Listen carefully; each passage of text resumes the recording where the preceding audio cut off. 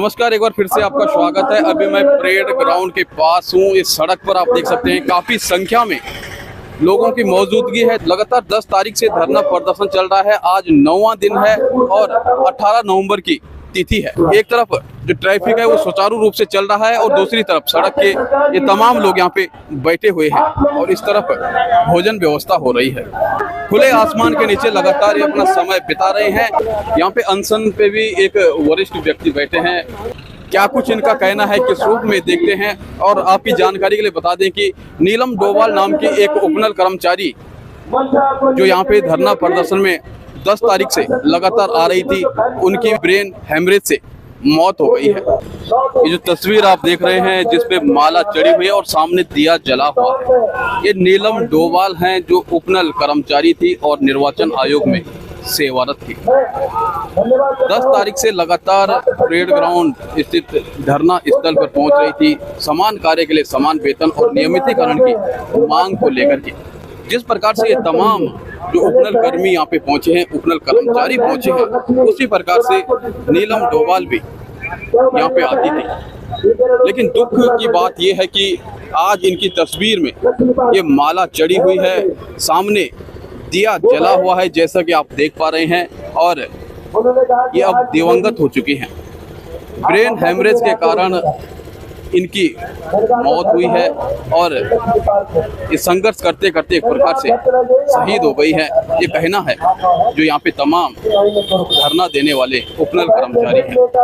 ये काफ़ी दुखद है और इनकी जो उम्मीद थी, इनकी जो मांग थी, वो इनके साथ चली गई है। इनके जीते जी वो पूरी नहीं हो पाई है। ऐसे न जाने कितनी नीलम हैं जो यहाँ पे लगातार संघर्ष कर रही हैं, लगातार अपनी मांग को मनवाने के लिए हर संभव प्रयास कर रही है।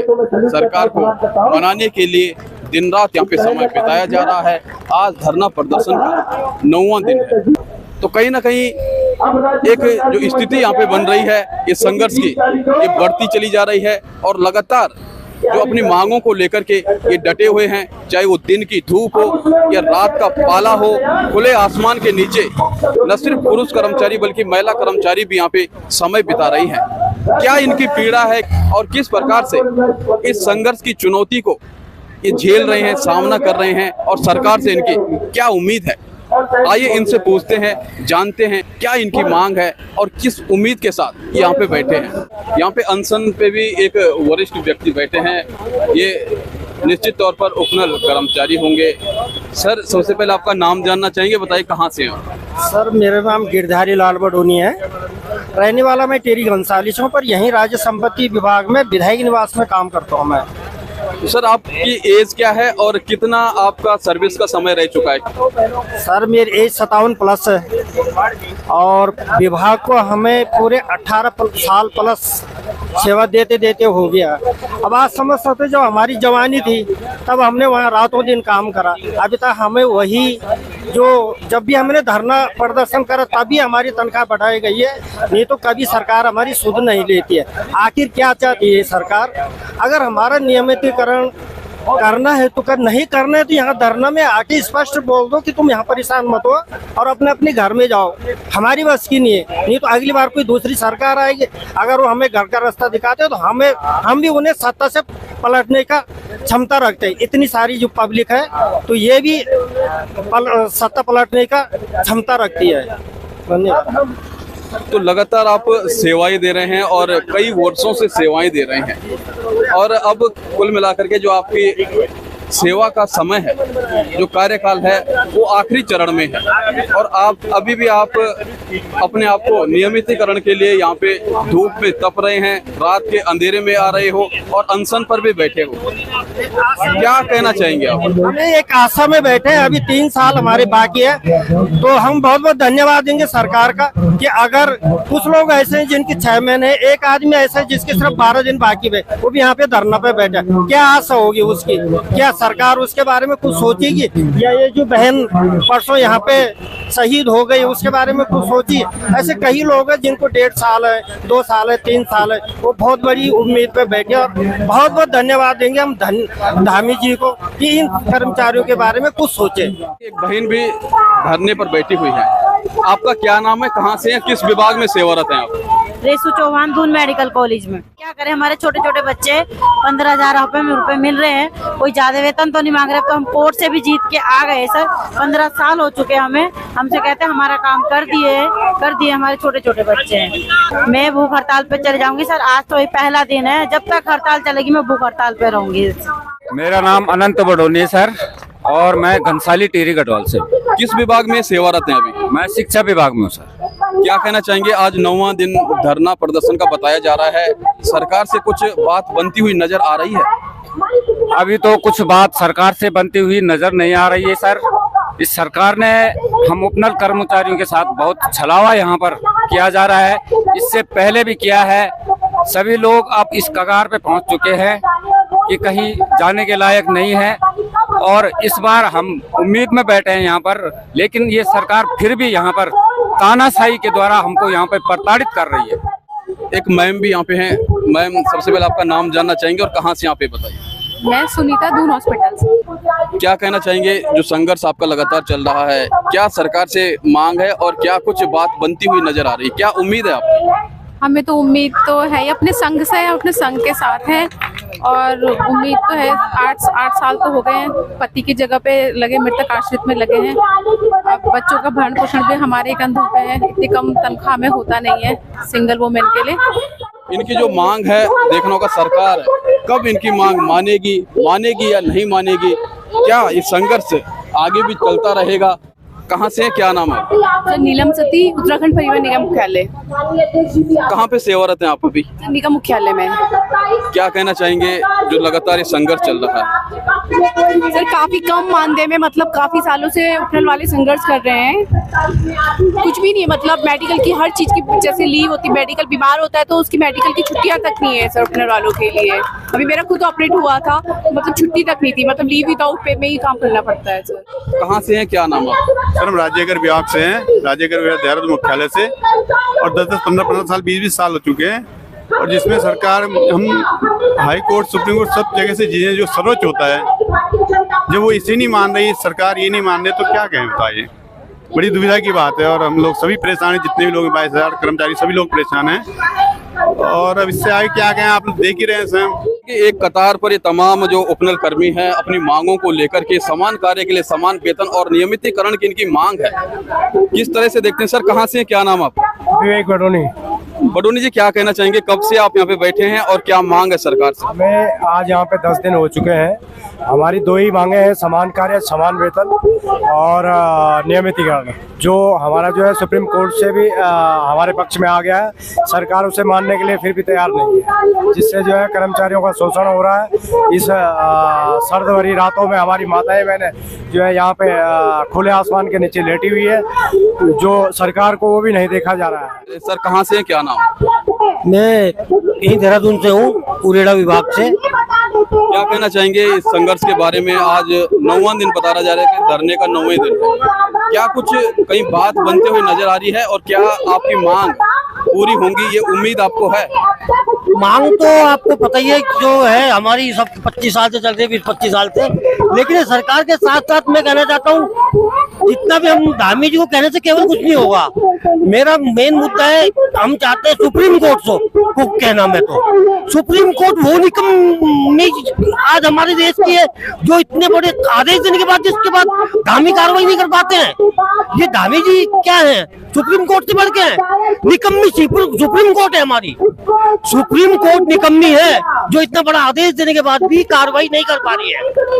क्या कारण है उनका? सुप्रीम कोर्ट के पास इतना अपनी अधिकार नहीं है। और दूसरा कहना चाहूंगा मैं मोदी जी को, एक मोदी जी ने अयोग्य आदमी को बिठाया कुर्सी पे, अयोग्य आदमी जो थे उनको इस कुर्सी पे बिठा दिया। क्या उनके पास योग्य आदमी नहीं था? जो फेलियर है, निकम्मे। देखिए, काम वाला होता है, निकाम वाला होता है ना, वो निकम्मे है नहीं है। आप बताइए, जो फेलियर थे उनको कुर्सी पे बिठा दिया। आप आरक्षण की बात करते हैं, इसमें 40% वाला और 90% वाले की तुलना करते हैं। आपने खुद फेलियर को बिठा दिया, आपने आरक्षण की ऐसी हमदर्दी कर दी।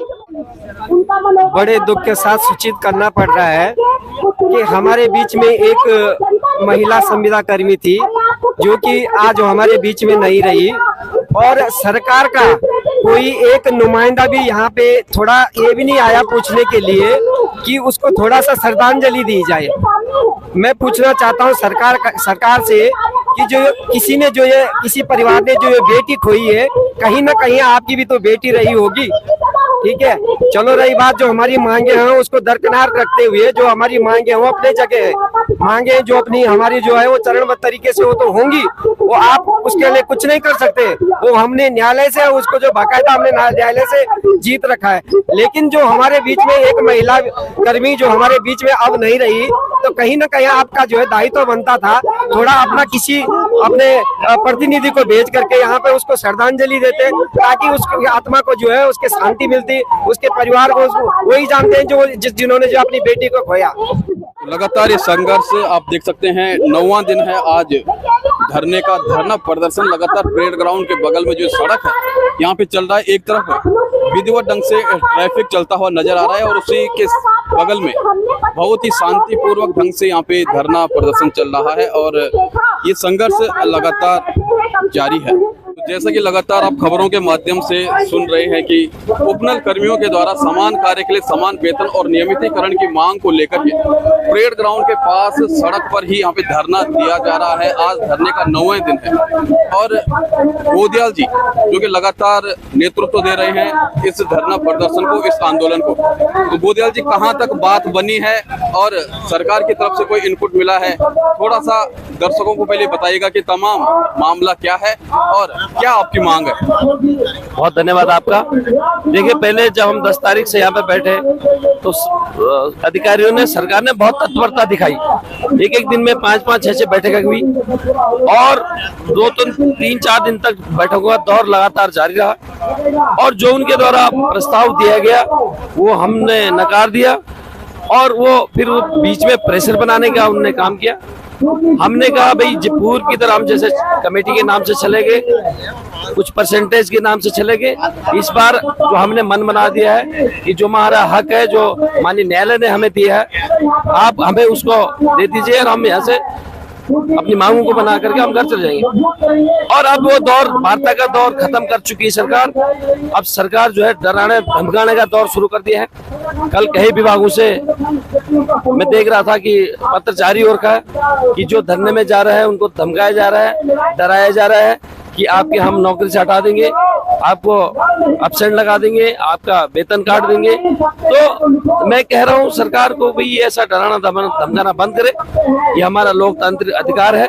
जब आप कोर्ट की बात को नहीं मान रहे हैं तो कोर्ट के ऊपर भी अगर कोई इंटरनेशनल कोर्ट है तो वहां चले जाएंगे। कोर्ट की नहीं मानने तो रोड पे तो आना पड़ेगा। इसलिए हम रोड पे डटे हैं। और मैं आपको बता दूं, आपके चैनल के माध्यम से आपके दर्शकों को भी बता दूं, एक बहन जो नीलम डोभाल, हमारे आपके फोटो देख रहे होंगे, वो लगातार 10 दिन से यहाँ पर खुले आसमान के नीचे सर्द रातों में यहाँ अपने संघर्ष के लिए लड़ रही थी और लड़ते लड़ते वो जो है शहीद हो गई है। और कल हमारा एक साथी यहाँ से धरने से घर जा रहा था और उसका, क्योंकि मानसिक तनाव तो है ही, मानसिक तनाव के साथ साथ शारीरिक तनाव भी है। अब उसने जो घर जा रहा था उसकी बाइक रपटी है, वो आईसीयू में बैठी। मैं सरकार से कहना चाहता हूँ कि आखिर आप क्या चाहते हैं, क्या कितनी सदाते चाहते हैं, कितना आपको हमारा संघर्ष देखना और बाकी है। तो मैं राघव धामी जी से निवेदन करूंगा कि इस शोषण को बंद कर दीजिए और जो हमारी न्यायोचित मांगे हैं उन पर तत्काल कार्रवाई करें और भगवान आपको सद्बुद्धि दे। बोदियाल जी बताएगा कि लगातार यहाँ पे जो तमाम लोग पहुंचे हैं उसमें महिला कर्मचारी भी हैं, पुरुष कर्मचारी भी हैं और खुले आसमान के नीचे दिन रात यहाँ पे समय बिताया जा रहा है। क्या कुछ संघर्षों का सामना यहाँ पे करना पड़ रहा है? किस प्रकार से आप अपनी बात को रखना चाहिए? देखिए, हमारी मातृ शक्ति भी रात को यहाँ रुकती है और प्रशासन द्वारा एक सामने सार्वजनिक शौचालय है, उस पे परसों 5 बजे ताला लगा दिया गया है और हमने उसका विरोध किया। और कल भी उनके द्वारा एक कोशिश की गई कि उस शौचालय को बंद कर दिया जाए। मैंने स्पष्ट जो उसका ठेकेदार है मैंने स्पेशल उसको बताया, क्योंकि हमारे साथ मात्र शक्तियां हैं और एक मोदी जी का एक विजन है टॉयलेट, सार्वजनिक टॉयलेट। अब आप उसको ताला लगा दे रहे हैं। मैंने स्पेशल कहा इसको आज से आप 24 आवर खुला रखेंगे। ये प्रताड़ित करना बंद कर दिया जिला प्रशासन भी। भाई हम अपनी मांगों को कोई लेकर के यहाँ पे बैठे हैं, कोई और दूसरी मांग हमारी है नहीं। तो ये प्रशासन जो है हमारा मानसिक शोषण भी कर रहा है और हमारी महिलाओं को परेशान करने का काम कर रहा है। जैसा कि गोदियाल जी ने बताया कि किस प्रकार से यहाँ पे जो लगातार संघर्ष चल रहा है वो जारी है। मेरा नाम विनय प्रसाद है, मैं प्रदेश महासचिव हूँ उपनल कर्मचारी महासंघ से और मैं विद्युत विभाग से हूँ। बड़ा दुर्भाग्य है आज प्रदेश की ऊर्जा, स्वास्थ्य और चिकित्सा जैसी महत्वपूर्ण सेवाएं पूर्ण तरह चरमाई हुई है। आज आंदोलन का 9वां दिन है। सरकार उस विषय पे कोई इतना गंभीर नहीं है। आप हमसे समय मांग रहे हैं, हम समय आपको कैसे दें जब आज 9 दिन होने के पश्चात भी आप इसमें कुछ भी आगे नहीं बढ़ पा रहे हैं। तो कहीं ना कहीं एक दुर्भाग्य है। आप सुप्रीम कोर्ट नहीं मानते, आप हाई कोर्ट नहीं मानते, आप स्वयं की घोषणा नहीं मानते, तो उपनल कर्मचारी रोड पे बैठेंगे ही बैठेंगे। और आपसे हम चेतावनी भी देते हैं माननीय धाकड़ धामी जी कि आपके पास समय रहते हमारे नियमितीकरण, समान कार्य समान वेतन के विषय पे गंभीर हो जाइए, अन्यथा तो आगे 27 में आपको गंभीर होना ही पड़ेगा। तो जैसा कि सुप्रीम कोर्ट से भी ये आदेश आ चुका है और कहीं ना कहीं जो कर्मचारियों के हित में उनके पक्ष में निर्णय आया है, आखिर ऐसा कौन सा पेंच हो सकता है जिसपे सरकार कर्मचारियों की मांग को, उपनल कर्मियों की मांग को नहीं मान रही है? क्या कुछ हो सकता है? मैं आपके चैनल के माध्यम से ये कहना चाहता हूँ कि यदि कोई पेच है तो माननीय धाकड़ धामी जी वो उपनल कर्मचारियों के समक्ष रखिए, क्योंकि उपनल कर्मचारियों के पास हर वो प्लास है जो पेच खोल सकता है। आपके पास डाटा उपलब्ध नहीं हो पा रहा है, आप वित्तीय का रोना रोते हो। आप यदि अगर 10,000 रोजगार दे रहे हो तो आप ये क्यों नहीं सोचते हो कि लगभग पिछले 20 वर्षों से इन उपनल कर्मचारियों ने राज्य के विकास के लिए अपना कितना बड़ा योगदान दिया है। एक अल्प वेतन में इन्होंने लोगों ने अपना जीवन दे दिया है और आज आप कभी वित्तीय का रोना देते हो, कभी पेच कहते हो, कभी अन्य बातें कहते हो। आपकी स्पष्टता दिखती नहीं है। यही आक्रोश है कि उपनल कर्मचारी रोड पे बैठे हैं। मैं डॉक्टर प्रतिमा सिंह हूँ, मैं प्रदेश प्रवक्ता हूँ उत्तराखंड कांग्रेस कमेटी की। मैं अपनी पार्टी की तरफ से समर्थन देने यहाँ आई हूँ। माननीय हमारे अध्यक्ष, प्रदेश अध्यक्ष गणेश गोदियाल जी भी कुछ इस टाइम में यहाँ पे पहुँच रहे हैं। देखिए, सरकार अपनी हठ धर्मिता पर अड़ी हुई है। सुप्रीम कोर्ट से एक नहीं 2 बार मुंह की खा चुके हैं। अभी 2 दिन पहले उच्चतम न्यायालय ने स्पष्ट कर दिया कि जितनी भी पुनर्विचार याचिका थी उपनल कर्मचारियों के नियमितीकरण के विरुद्ध, वो सब उन्होंने रिजेक्ट कर दी। उसके बावजूद भी सरकार पता नहीं क्यों जो कर्मचारी विरोधी हमेशा एक्शन दिखाती है। आपके पास डेटा अवेलेबल है, आपके पास ये तक अवेलेबल है कि कितने लोग किस विभाग में कार्यरत है। आप उनका डेटा लीजिए। और हाई कोर्ट ने 2018 में जो नियम तय किए थे कि 10 साल या उससे एक, उन्होंने नियम बताया था कि 10 साल से ज्यादा जिनको कार्यरत हो गए हैं, जिनको ईयर, उनको लिस्ट तैयार करिए उनकी और उनको नियमितीकरण करिए, क्योंकि ये उनके भविष्य का सवाल है। आप संविदा खेलते हैं, ये अच्छी बात नहीं है। उसके बावजूद सरकार जो है खामोश बैठी है, क्योंकि सरकार इस मुद्दे को टालना चाहती है। सरकार कभी भी कर्मचारियों के हित में निर्णय नहीं लेती है और उसके बावजूद आप देखिए, अभी कुछ दिन पहले नौजवान साथी धरने पे बैठे हुए थे, जिनके सामने सरकार को झुकना पड़ा। तो मैं ये बिल्कुल बोलना चाहती हूँ सरकार से कि आपको इन कर्मचारियों के सामने झुकना पड़ेगा। इनकी एकता बहुत स्ट्रांग है और ये संघर्ष है, ये प्रदेश ही हम सब ने संघर्ष से पाया हुआ है। तो मुझे लगता है सरकार ने इस प्रदेश के युवा हो, कर्मचारी हो, सबको संघर्ष करने के लिए छोड़ दिया है। कोई भी बात बिना संघर्ष के नहीं होती है। जब भी कोई धरने पे बैठता है आप समिति गठित कर देते हैं, लेकिन समिति की रिपोर्ट कभी नहीं आती। तो मुझे लगता है सरकार इनका नियमितीकरण करना नहीं चाहती है। यही वजह है कि मुद्दे को टाल रही है। यहाँ पे दिन रात बिताया जा रहा है उपनल कर्मचारियों के द्वारा और अलग अलग विभागों में ये सेवारत है। कहीं ना कहीं विभागों में भी जो कार्यक्रम है, जो वहाँ पे दैनिक कार्य चलते हैं, उसमें भी नकारात्मक प्रभाव पड़ रहा है और यहाँ पे लगातार दिन रात संघर्ष करते हुए नजर आ रहे हैं। क्या कहना चाहेंगे इस संघर्ष के लिए? देखिए, पहली बात तो ये है कि उपनल कर्मचारी उत्तराखंड की जो हमारा व्यवस्था है, स्वास्थ्य व्यवस्था, शिक्षा व्यवस्था जो है, विधि विभाग, उनकी रीढ़ की हड्डी है। आप रीढ़ की हड्डी तोड़ने का काम कर रहे हैं। आज आप खून अस्पताल चले जाइए, वहाँ जमावड़ा लगा हुआ है। आज आप वित्त विभाग चले जाइए, वहाँ जमावड़ा भीड़ लगी हुई है, क्योंकि जो कर्मचारी वहाँ कार्यरत है वो प्रताड़ित है, वो अपने हक के लिए धरना प्रदर्शन कर रहे हैं। सरकार को जरूरत भी है इन कर्मचारियों की, उसके बावजूद आप इनका रेगुलराइजेशन क्यों नहीं कर रहे, ये समझ नहीं आ रहा। क्योंकि सरकार कहती है हमारे पास राजस्व नहीं है, मंत्रियों की सैलरी बढ़ाने के लिए, विधायक और सांसदों की पेंशन बढ़ाने के लिए, 200 करोड़ रुपए की चाय पीने के लिए आपके पास पैसा है, कर्मचारियों को देने के लिए पैसा नहीं है। तो सरकार हठधर्मिता पे है और ये कर्मचारी भी जुटे हुए हैं, संघर्ष कर रहे हैं, इन्हें जीत हासिल होके रहेगी। बिल्कुल साफ शब्दों में कहना है और स्पष्ट रूप से अपनी बातों को यहाँ पे रखा जा रहा है। धरना प्रदर्शन के 6वें दिन आपसे मुलाकात हुई थी और आज 9वां दिन है। क्या कुछ परिस्थितियां बदली हैं? धन्यवाद आपका चैनल का। और मैंने पहले अपने चैनल में पहले भी पूर्व में ये सरकार तानाशाही हो चुकी है,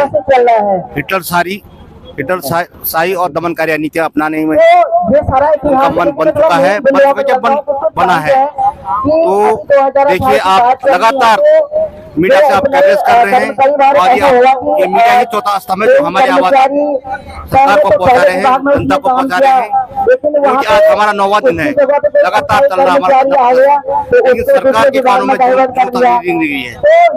मैं ये कहना चाहता हूँ, जब हम लोग हाई कोर्ट से जीत चुके हैं तो मुख्यमंत्री जी को ये नियमितीकरण का फैसला करना चाहिए, क्योंकि तमाम 13 पदों के हजारों कर्मचारी देहरादून में हैं, लगातार बैठे हुए। ना हमारे पास रात को आप देख रहे होंगे कि आप कैबरेज भी कर रहे हैं, रात सब हम लोग खुले आसमान के नीचे सो रहे हैं। मैं दामी जी से ये कहना चाहता हूँ कि आप तुरंत आइए और ये समिति कमेटी का खेल मत खेलिए। जो हाई कोर्ट का आदेश है, सुप्रीम कोर्ट आदेश है, वो तुरंत लागू करें। धन्यवाद। यहाँ पे आप देख सकते हैं कि अलावा भी यहाँ पे जलाया गया और क्योंकि ठंड का मौसम है, ठंड काफी अधिक हो जाती है और क्या क्या व्यवस्थाएं यहाँ पे आप देख सकते हैं इस वीडियो के माध्यम से। जो तमाम उपनल कर्मचारी हैं, उपनल कार्मिक हैं, उनके द्वारा जो धरना प्रदर्शन यहाँ पे दिया जा रहा है, तो खाने पीने की व्यवस्था भी यहाँ पे रखी गई है, भोजन व्यवस्था है और लगातार ये संघर्ष चल रहा है। आज 9वां दिन है, 9 दिनों से ये धरना प्रदर्शन चल रहा है देखिएगा। और इस तरफ भोजन व्यवस्था हो रही है, बड़े बड़े पतीले हैं और इन पतीलों पर ये पानी गर्म किया जा रहा है, दाल बन रही है और जो भोजन की तैयारी है वो यहाँ पे नियमित रूप से चल रही है। तो देखिएगा सर, क्या कहना चाहेंगे? एक तरफ धरना प्रदर्शन चल रहा है, दूसरी तरफ लगातार यहाँ पे भोजन व्यवस्था का कार्य भी चल रहा है। देखो सर, भोजन व्यवस्था भी हम ही समस्त कर्मचारियों की ओर से है। ये किसी सरकार की ओर से नहीं है, ये हम लोगों ने खुद ही व्यवस्था कर रखी है। हमारे कर्मचारी दिन रात यहाँ पे डटे हुए हैं, उनकी भोजन व्यवस्था भी देखनी है। दूर दराज पिथौरागढ़, अल्मोड़ा, चमोली, बागेश्वर, उत्तरकाशी, सबसे यहाँ कर्मचारी दिन रात डटे हुए हैं और फिर भी सरकार देखो। तो क्या क्या यहाँ पे बनाया जाता है, क्योंकि संख्या काफी अधिक है और सीमित संसाधन है? क्या कुछ अपना हमारा खाना होता है, दाल चावल है, जैसे सुबह में पूरी आलू पूरी बनाते हैं। अभी आज दाल चावल हट से आज हम थोड़ा पुलाव टाइप का बना रहे हैं सारे कर्मचारियों के लिए। तो जितने यहाँ पे अभी बैठे हैं, क्या हर कोई यहीं पे भोजन प्राप्त करता है या अलग अलग जो नजदीक के लोग हैं, अलग के देहरादून के लोग हैं, वो अपना टिफिन लाते हैं? ऐसा नहीं है, तो पहले हम प्राथमिकता बाहर वाले कर्मचारियों को देते हैं, पर बनाने में सारा सहयोग रहता है समस्त कर्मचारियों का। आपका नाम और कहाँ से, यहाँ पर किस विभाग में सेवारत है? मैं प्रमोद नेगी, प्रदेश संगठन मंत्री, उपनल संयुक्त मोर्चा, और मैं अभी कार्यरत यही वन विभाग में हूँ। और ये मेरी समस्त वन विभाग की टीम ही लगी हुई है आज। और ये हमारे तो जैसा कि इन्होंने बताया कि वन विभाग की टीम लगी है, सारे लोग कंबाइंड है भाई जी। हमारे राज्य संपत्ति विभाग से हैं, ये हमारे फॉरेस्ट के हैं, मतलब अलग अलग डिपार्टमेंट के भाई जी। बिजली विभाग से हैं, ये भी यहाँ पे राशन पानी अपना भरपूर सहयोग कर रहे हैं। यहाँ पे हर विभाग के व्यक्ति है और कहीं ना कहीं जो कार्य है वो जब बंटता है तो हर कोई अपने अपने कार्य का मास्टर भी यहाँ पे देखेगा। यहाँ पे सफल के मटर नजर आ रही है और यहाँ पे ये देखिए दाल उबलती हुई नजर आ रही है। ग्रेवी है, आलू तो क्या यहाँ पे जो कुक हैं, जो खाना बनाने वाले हैं, जो वो भी कुक हमारे हैं, बीच के कर्मचारी है, वो भी हमारे, हम ही उपनल कर्मचारी हैं, समझ कोई बात तो देखिएगा किस प्रकार से अलग अलग सेवाएं यहाँ पे दे रहे हैं और एक अलग ही समय है।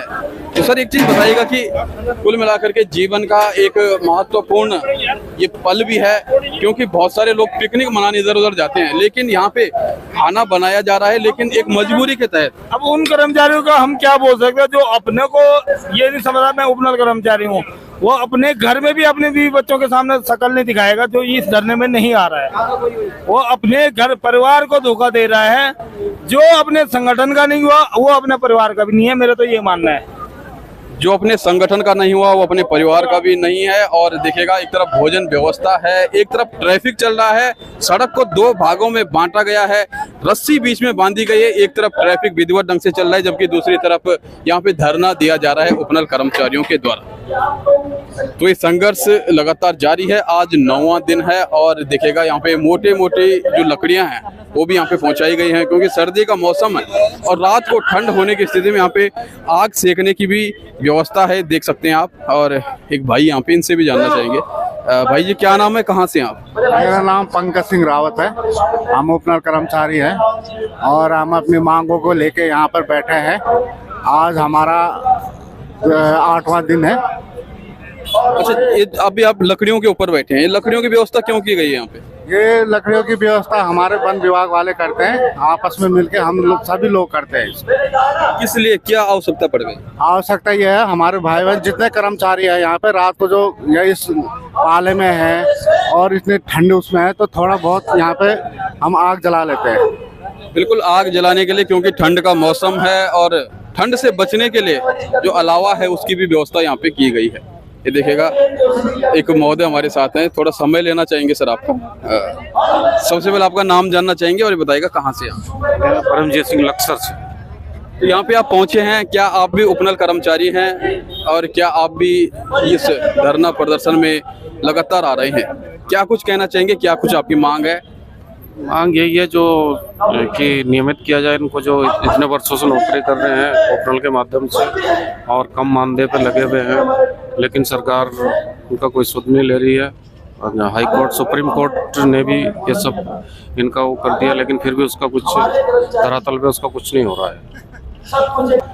तो भीड़ के बीच में भी हम हैं और देख सकते हैं आपकी काफ़ी लोग यहाँ पे खड़े हैं, काफ़ी लोग यहाँ पे बैठे हुए हैं, महिला कर्मचारी हैं, पुरुष कर्मचारी हैं और ये तमाम उपनल कर्मचारी जो उपनल कार्मिक हैं ये अपनी मांगों पर लगातार यहाँ पे डटे हुए हैं। आज 9वां दिन है धरना प्रदर्शन का और देख सकते हैं कि ये संघर्ष चलता चला जा रहा है। अपनी मांगों को पूरा होने का इंतजार यहाँ पे है कि सरकार की तरफ से कोई पहुंचे और इनकी मांगों को माने। ये आप देख सकते हैं सर्दी का मौसम है, लेकिन दिन में काफी कड़ाके की धूप भी यहाँ पे हो रही है, रात को कड़ाके की ठंड पड़ रही है और खुले आसमान के नीचे यहाँ पे समय बिताया जा रहा है। देखना होगा सरकार इनकी मांग मानती है, सरकार इनकी सुनती है या नहीं सुनती है, कब तक यहाँ पे डटे रहेंगे, क्या सरकार यहाँ पर आकर के क्या इनकी मांगों को पूरा करेगी, इन्हें आश्वासन देगी, क्या कुछ होगा, इस पर हर किसी की नजरें टिकी हुई है। होश में तुमको आना होगा, होश में तुमको आना होगा। जरूरत है अपने हौसले को टिकाने की, डगमगाने की नहीं। हम मंजिल के बहुत नजदीक हैं, बहुत नजदीक। सरकार भी देखना चाहती है, ये लोग देखते हैं कितने टिके हैं। समर्थन पत्र लगातार मिल रहे हैं और उपनल कर्मचारियों का जो प्रदर्शन है, राज्य निगम कर्मचारी संघ के लिए जिन्होंने अपना पूर्ण समर्थन हम कर्मचारियों को दिया है, तो समर्थन का सिलसिला लगातार जारी है। और ये देखिएगा जैसे जैसे समर्थन मिलेगा वैसे वैसे मजबूती भी बढ़ती चली जाएगी और कहीं ना कहीं सरकार पर एक दबाव बनेगा। माता की